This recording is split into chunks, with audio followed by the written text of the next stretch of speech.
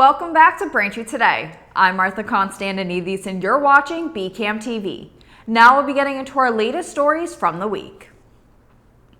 There were quite a few incidents taking place the weekend of the 4th of July, both nationally and internationally.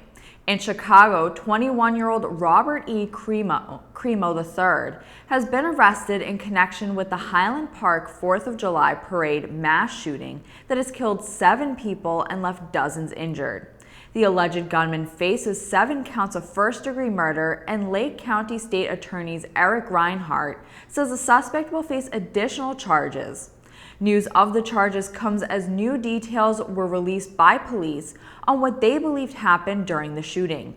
Lake County Major Crimes Task Force spokesman Sergeant Christopher Cavelli said the suspect had legally purchased a high-powered rifle before he climbed a fire escape at a business along the suburban Chicago parade route and fired more than 70 times from the rooftop. Cavelli said, quote, "We do believe the suspect pre-planned this attack for several weeks," end quote.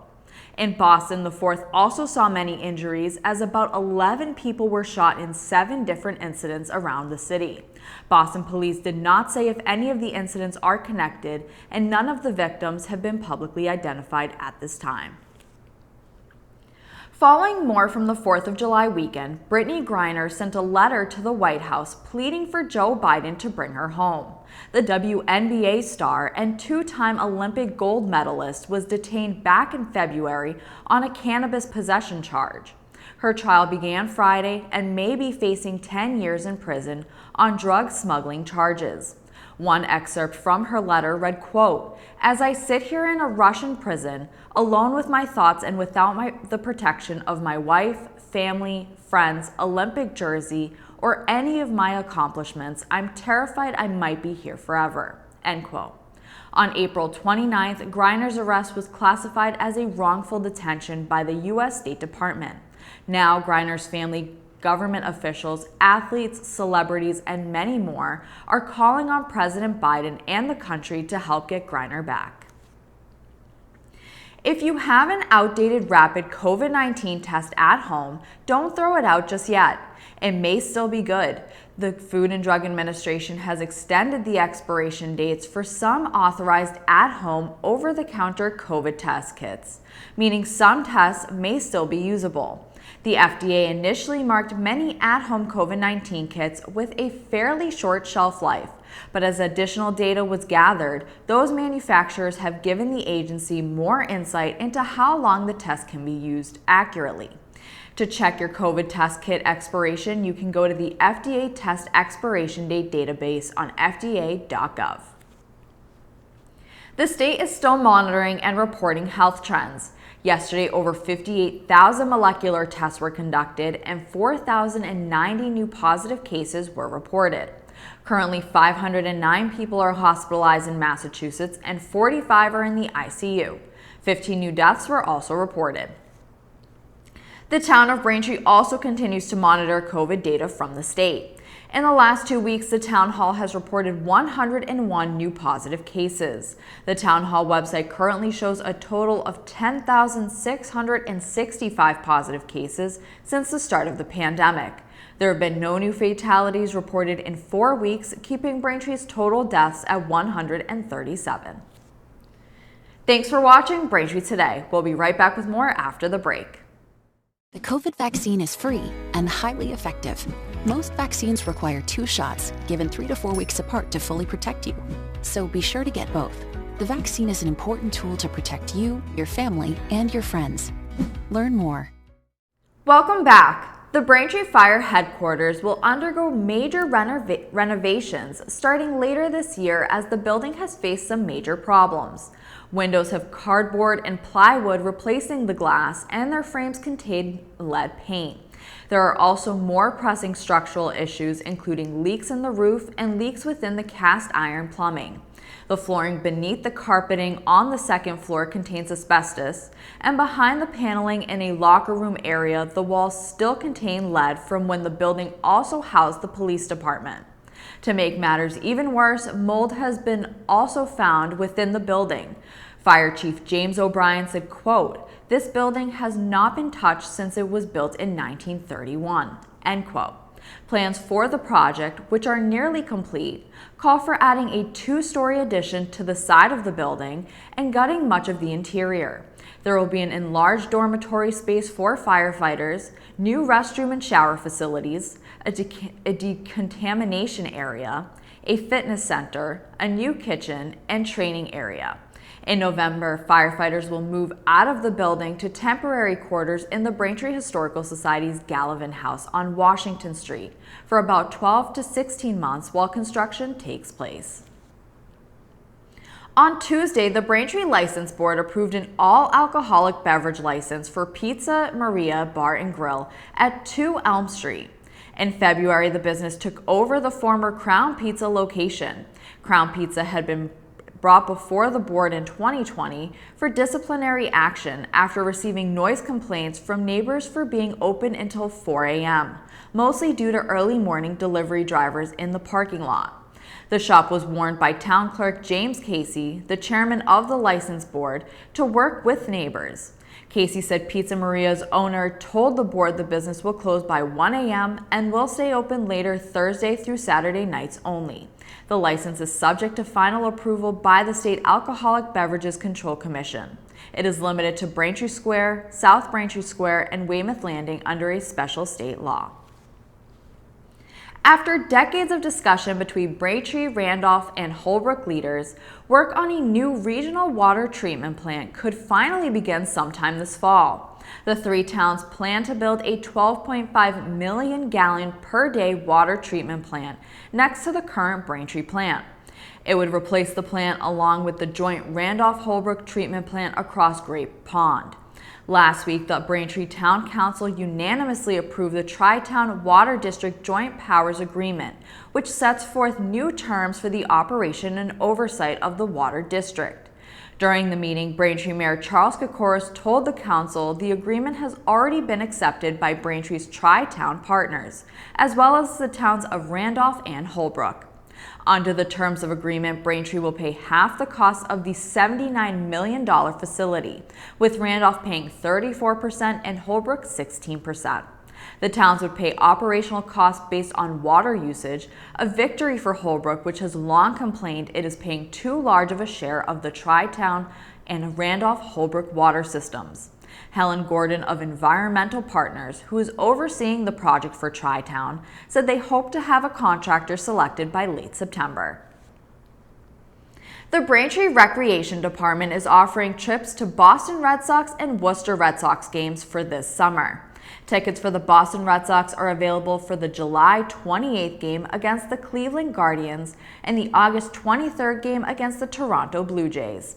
Residents will have to pay $52 per person and includes round-trip transportation to Fenway Park. The bus will leave Braintree Town Hall at 5:15 p.m. for both events. Then, for the Worcester Red Sox, tickets are available for August 30th against the Buffalo Bisons. Tickets will be $28 per person for this game and will include round-trip transportation to Worcester's Polar Park. The bus will leave at 4:30 from Braintree Town Hall. To purchase tickets, visit the Recreation Office at 74 Pond Street, or you can call 781-794-8901. On Tuesday, June 28th, Sunset Lake began its free concert series.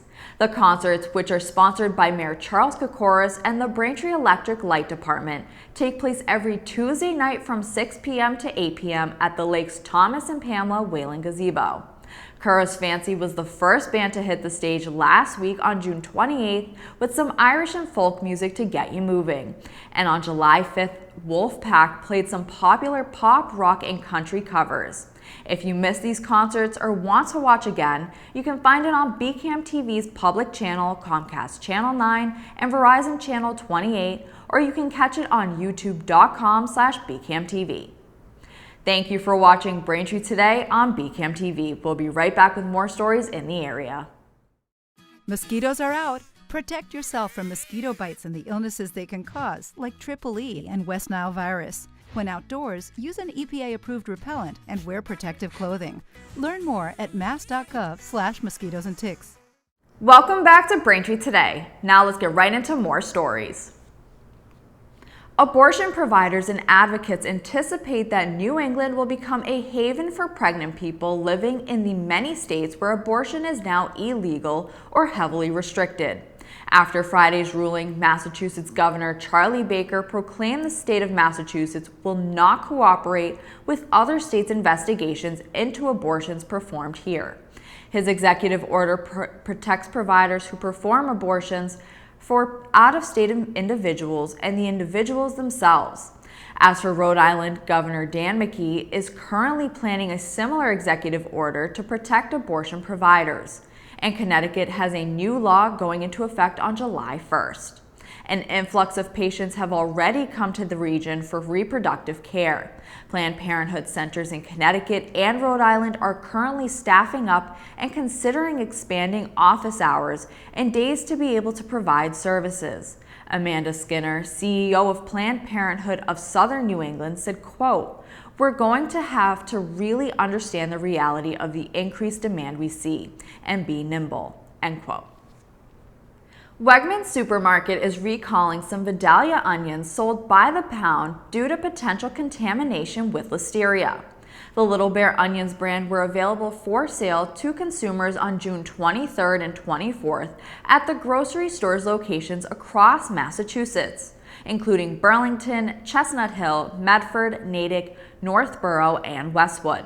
Consumers can identify the recalled Vidalia onions by the purchase location or by checking the PLU sticker, which would be PLU 4159 or 4166, with the Little Bear brand on the sticker.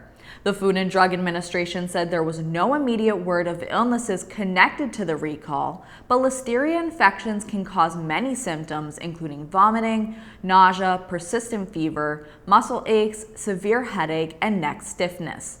Specific laboratory tests are required to diagnose Listeria infections, which can mimic other illnesses. Any customers who have the product can return it to their local customer service desk for a full refund. A previously announced slate of MBTA fare changes are in effect as of July 1st. A one-day link pass has been reduced from its former price of $12.75 to $11. The pass offers unlimited rides on buses and subways. The MBTA is also offering a new 7-day link pass for reduced fare riders. Those riders will have access to monthly passes for all modes of transit, including the commuter rail, express bus, and ferry. The T now also allows 2 free transfers on buses and subways instead of 1. A 5-day link pass on the commuter rail has also been made permanent. A shooting took place during a 4th of July pool party event in Randolph, resulting in one person's death and another who is currently being treated for life-threatening injuries. The Norfolk District Attorney's Office said 29-year-old Ivanildo Cabral of Worcester was killed in the shooting. Officers responded to the area of 44 Mazzeo Drive, where Mojitos Country Club was hosting a 4th of July pool party at about 8 p.m. for a report of a shooting. Police Chief Anthony Marag said no arrests have been made and there is no word on any potential suspects. The shooting is still remains under investigation. Anyone with information about the shooting is asked to call Randolph Police at 781-963-1212. Thanks for watching Braintree Today. We'll be right back with more in entertainment. Protect yourself from mosquito and tick bites. Use an EPA-approved repellent anytime you're outdoors. Spray it on your hands first, then spread it on your face, neck, arms, and legs. Learn more at mass.gov/mosquitoes and ticks. Welcome back to Braintree Today. Now here are some new movie and binge-worthy show recommendations to check out. First up, Stranger Things Volume 2 was finally released on July 1st. The series takes place in 1980s Indiana following a group of young friends who witness a number of supernatural forces and secret government exploits. As they search for answers, the children unravel a series of extraordinary mysteries. Season 4 is split between 3 main plot lines taking place in 1986. The group who remain in Hawkins, Indiana must face a new supernatural threat known as Vecna. while the group in California try to find their way to get to 11, who is dealing with her own battle of managing to regain her powers. All the while, Joyce and Murray try to break Jim Hopper out of a prison in Russia. The last 2 new episodes of Season 4 add up to about 4 hours worth of binging. Nancy, who is now aware of Vecna's plan, helps the gang figure out a way to stop him, while 11 has finally regained her powers and attempts to find a way back to Hawkins. Along the way, Joyce, Murray, and Hopper attempt to find their way out of the Soviet Union while discovering even more unsettling threats. You can watch Volume 2 of Season 4 on Netflix. Then, from Disney and Pixar comes the animated sci-fi action-adventure Lightyear. Lightyear tells the origin story of Buzz Lightyear, the hero who inspired the character from Toy Story. Lightyear follows the Space Ranger on an intergalactic adventure after he's marooned on a hostile planet 4.2 million light years from Earth alongside ambitious recruits Izzy, Mo, and Darby, and his robotic companion Socks. As Buzz tries to find a way back home through space and time, the mission is threatened by the arrival of Zurg. Together, they must learn to work as a team to escape the evil Zurg and his dutiful robot army, who are never far behind. You can watch Lightyear in theaters now. Finally, in entertainment, Warner Brothers has released Elvis, the epic big screen spectacle that explores the life and music of Elvis Presley, starring Austin Butler and Oscar winner Tom Hanks. Elvis's story is seen through the prism of his complicated relationship with his enigmatic manager, Colonel Tom Parker. As told by Parker, the film delves into the complex dynamic between the two, spanning over 20 years, from Presley's rise to fame to his unprecedented stardom against the backdrop of the evolving cultural landscape and loss of innocence in America. You can see Elvis in theaters now. That'll do it for news today. I'm Martha Konstandinidis, and thank you for watching Braintree Today on BCAM TV. Stay safe, and we'll see you next time.